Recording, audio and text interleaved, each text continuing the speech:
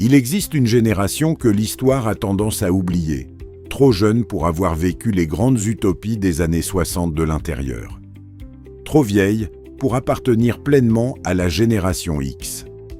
Une génération coincée entre deux époques qui ont chacune leur identité forte, et qui, pendant longtemps, n'a pas eu de nom pour décrire cette position particulière.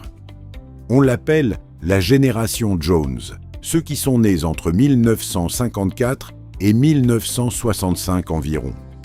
Et leur psychologie collective est peut-être l'une des moins étudiées et des plus singulières de toutes les générations vivantes. Le nom lui-même vient d'une expression anglaise, « keeping up with the Joneses », essayer de suivre, de rattraper, de ne pas se laisser distancer. Et c'est peut-être cette image qui capture le mieux quelque chose d'essentiel dans la psychologie de cette génération.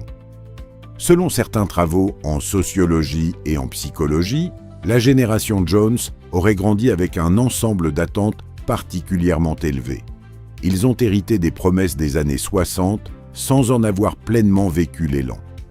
Ils ont été élevés dans l'idée que le monde allait changer, que les choses allaient s'améliorer, que les opportunités seraient là.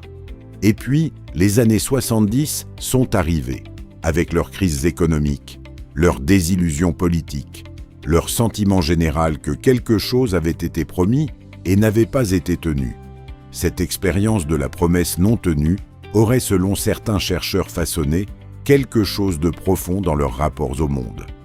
Un mélange particulier d'idéalisme et de pragmatisme. Une capacité à espérer sans se laisser complètement emporter par l'espoir. Une lucidité teintée de nostalgie pour ce que les choses auraient pu être.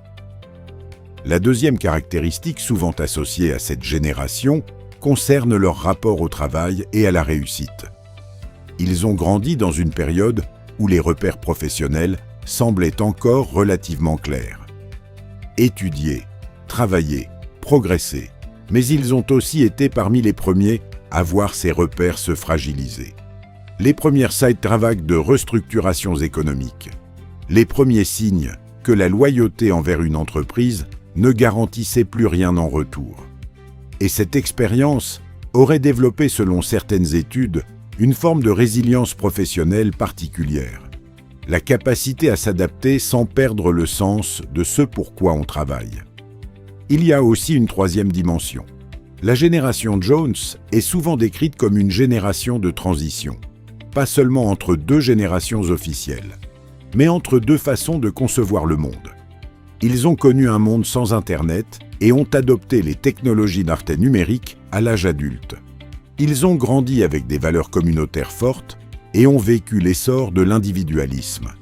Ils ont eu une enfance relativement structurée et ont élevé leurs enfants dans un monde de plus en plus fluide.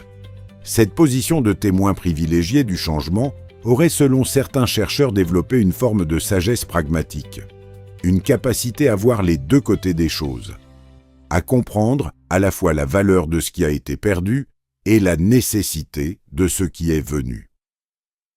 Ce n'est pas une génération qui fait beaucoup de bruit. C'est peut-être une génération qui observe, qui analyse et qui comprend d'expérience que les grandes promesses et les grandes désillusions font partie du même mouvement.